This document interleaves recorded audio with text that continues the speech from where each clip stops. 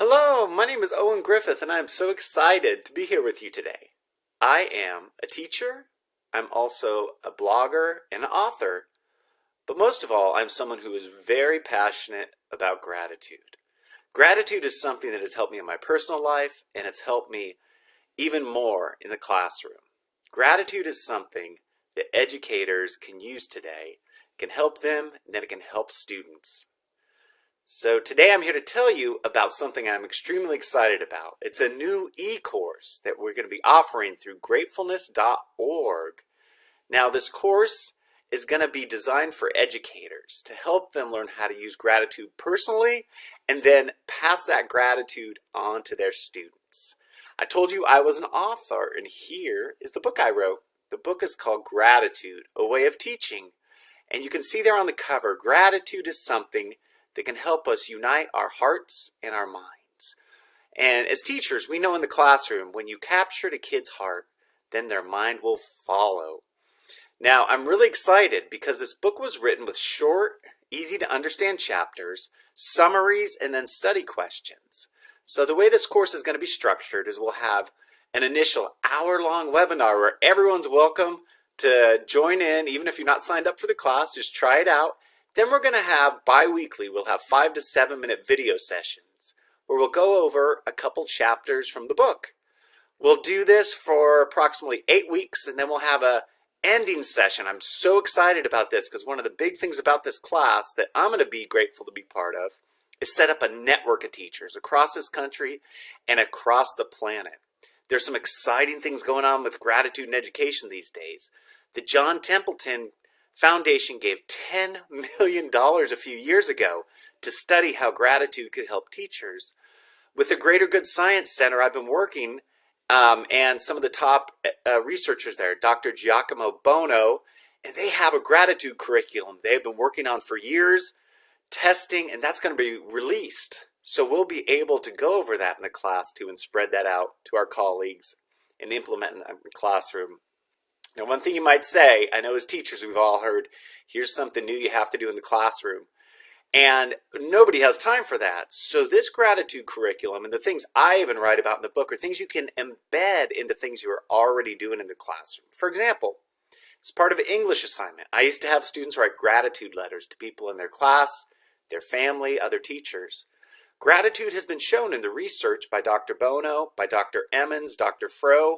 It's been shown to be what we call a pro-social action. Gratitude is much more than just a pleasant emotion or positive thinking. Gratitude is a way of viewing the world, a way of interacting with the world, and most importantly, a way of reframing our experiences. So things we think are happening to us that are awful, we can look at them and say, oh, this is something I can learn from, something I can be grateful for. So in the classroom, when students use these gratitude letters, it helps the social fabric of the classroom, the community. I also like to do gratitude lists with my students. That's a great bell activity you can do at the beginning, the end of a class. And I'll tell you something that happened at the school I was in. My class and my students started doing so well that other teachers started adopting these gratitude practices.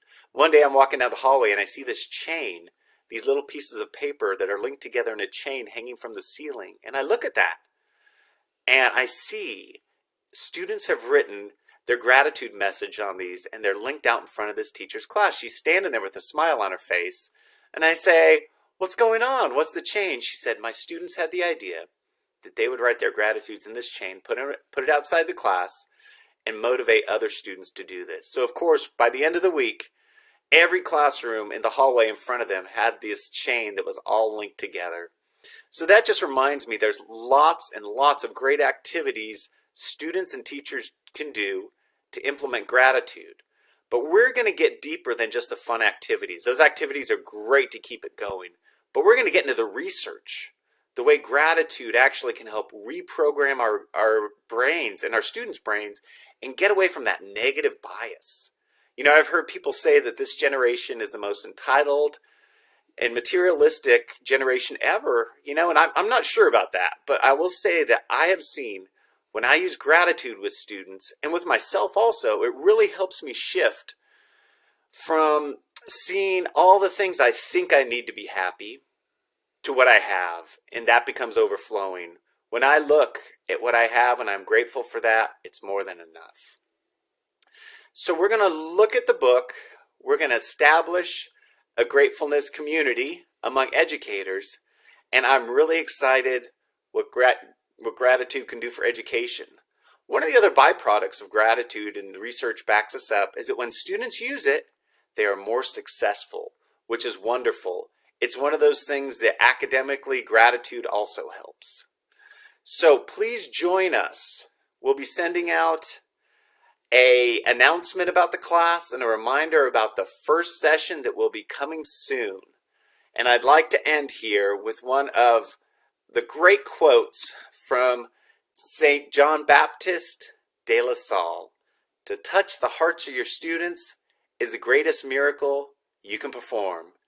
And by taking this e-course, by interjecting gratitude into your life, into the lives of your students, you can perform many miracles.